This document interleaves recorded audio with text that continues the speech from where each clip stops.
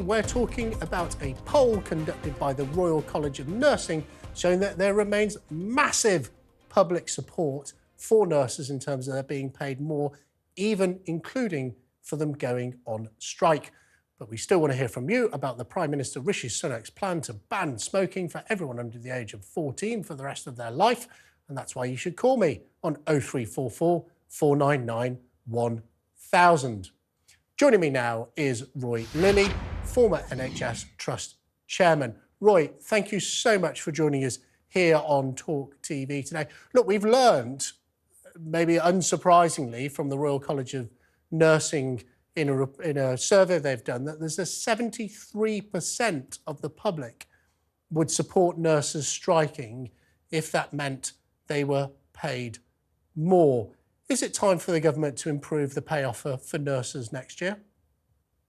Well, I think so. And it's a question really of what the nurses think, Jake. I mean, if we just put some context around this, when the nurses went on strike for 19%, which was what they calculated as their pay restoration, what they'd lost over a period, they ended up settling for 5%. And some changes to their contract of employment. The RCN council said, we can't recommend this. By that time, the nurses' mandate, because they get a mandate for striking for 6 months, their mandate come to an end. So in order to carry on striking for more money, they had to reballot their members for a strike. And they reballoted their members to the strike, and the members said, no, we don't want to carry on striking. So we're in a kind of a stasis situation where the nurses have had the 5%. There's a question mark over the extent to which the government is prepared to negotiate on their terms and conditions and the bits and pieces that were part of the deal. That doesn't seem to be happening. And do the nurses have an appetite for another strike? Well, I guess only a ballot will find out. My guess is, having voted down striking once, it's probably unlikely that the nurses would vote for it again. And I imagine that's what the government will be gambling on. I mean, they've still got a problem with the consultants. They're saying that the consultants deal is a done deal. It isn't. The consultants are consulting on their membership. And of course, the junior doctors are still well at it. And we've got some huge strike days coming up just before Christmas and in the new year. So the whole of the industrial relations across the NHS is a big boiling pot. And I don't think any of us should be surprised that there's a huge groundswell of good feeling towards our nurses who are working in hospitals in very difficult conditions. Yeah, you're right. All year round. They are truly wonderful people. I'm not sure that the British public, and we haven't seen any polling about this recently that I'm aware of, feel quite the same about consultants, many of whom will be earning over £100,000. I'm not quite sure. I mean, it's easy to be sympathetic to nurses. No, you're right listen, to be sympathetic Jake, to nurses. I don't think people feel quite the same about consultants. Right.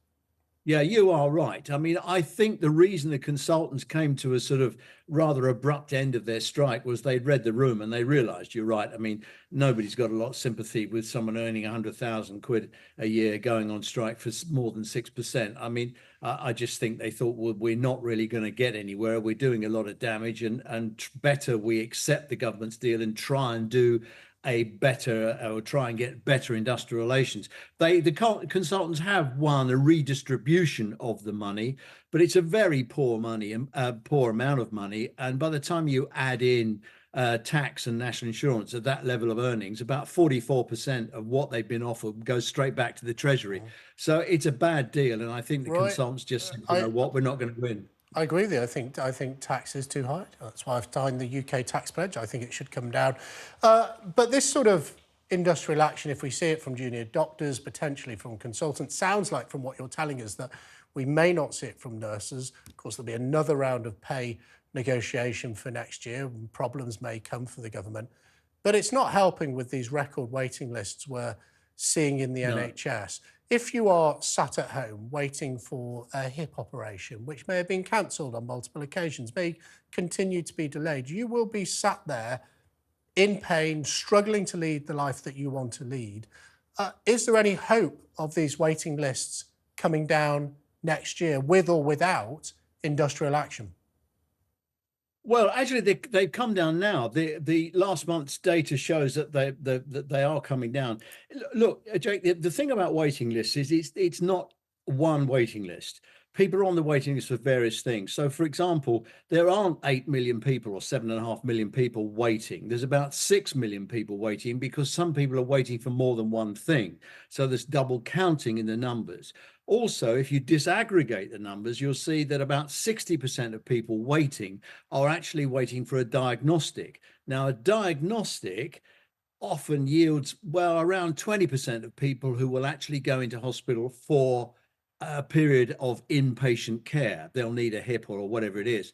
So it is fairly easy for the NHS to make big inroads into the waiting list fairly quickly. And they did that at the beginning of this year when there were no strikes. They rolled up their sleeves and they got rid of all the 2-year waiters, I think, in a couple of months. And it was a heroic effort, but they can do it. The problem is the strikes, and it's not just the strike days. You have to stop admissions in the days leading up to the strike to clear out the beds. After that, you've got to thread, well, so far we've had to thread 1 million people back into the waiting list system. And that's a nightmare.